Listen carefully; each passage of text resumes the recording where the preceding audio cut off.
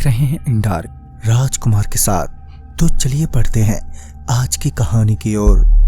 दोस्तों, एक दिन मेरे मालिक ने मुझे जरूरी काम से ऑफिस में रोक लिया था और तकरीबन रात के 1:30 बजे जाकर वो बोले, और सुनो हार्दिक, आपको हमारे पैम्पलेट्स अभी प्रेस पर देने जाना है और दूसरे जो कार्ड्स हैं उन पर भी प्रिंटिंग मिस्टेक को चेक करना है।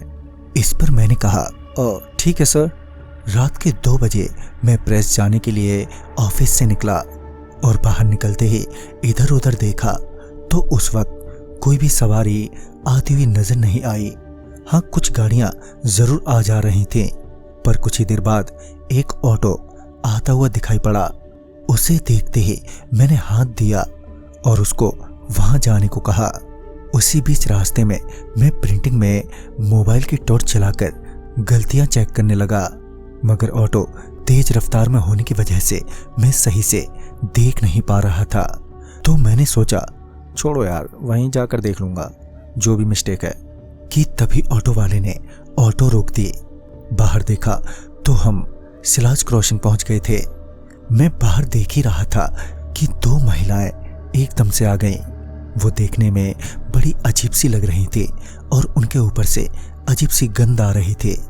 तभी ऑटो वाले भैया से एक ने कहा, वो क्या है कि आप हमें क्रॉसिंग पार करके आगे तक छोड़ देंगे। पहले तो ऑटो वाले भैया ने मना कर दिया, फिर मैंने कहा, अरे कोई नहीं, बिठा लो इन्हें यार। पहले तो ऑटो वाले भैया मान ही नहीं रहे, मगर मेरी विनती करने पर वो मान गए और उन्हें भी ऑटो में बिठा लिया। क्रॉसिंग पार करते ही हम कुछ दूर बढ़े ही थे कि मुझे बेचैनी होने लगी। तभी मैं सोचने लगा, कहीं मैंने इन्हें बिठाकर गलती तो नहीं कर दी है कोई। मैं ये सोच ही रहा था कि ऑटो वाला एकदम से चीख पड़ा और ऑटो रोक दी। मैंने पूछा भी, क्या हुआ? मगर वो सिर्फ चिल्लाते हुए ऑटो छोड़कर वहां से भाग गया। मेरी समझ नहीं आया कि आखिर हुआ क्या उसे। कि तभी मेरा रोंगटा एकदम से फूल गया और मेरी धड़कनें भी तेज हो गई।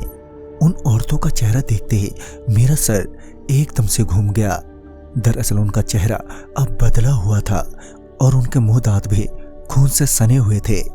ऐसा भयानक रूप देखकर मेरे हाथ पांव जम से गए और मैं कुछ भी कर नहीं पा रहा था।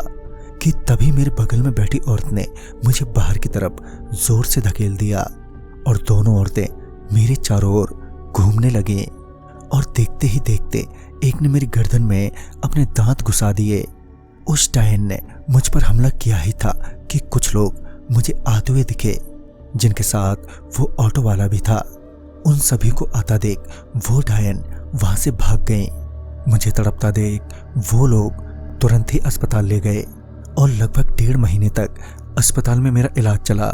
मैं ठीक तो हो गया, पर वो औरतें कौन थी इस बात का कुछ भी पता नहीं चला, मगर वो रात मुझे हर पल याद आती है।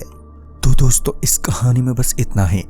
कहानी आपको पसंद आई हो तो लाइक शेयर करें और साथ ही हमें कमेंट बॉक्स में जरूर बताएं। तो मैं आपका दोस्त राजकुमार जल्द ही मिलूंगा ऐसी ही एक नई कहानी के साथ। तब तक के लिए बाय एंड टेक केयर।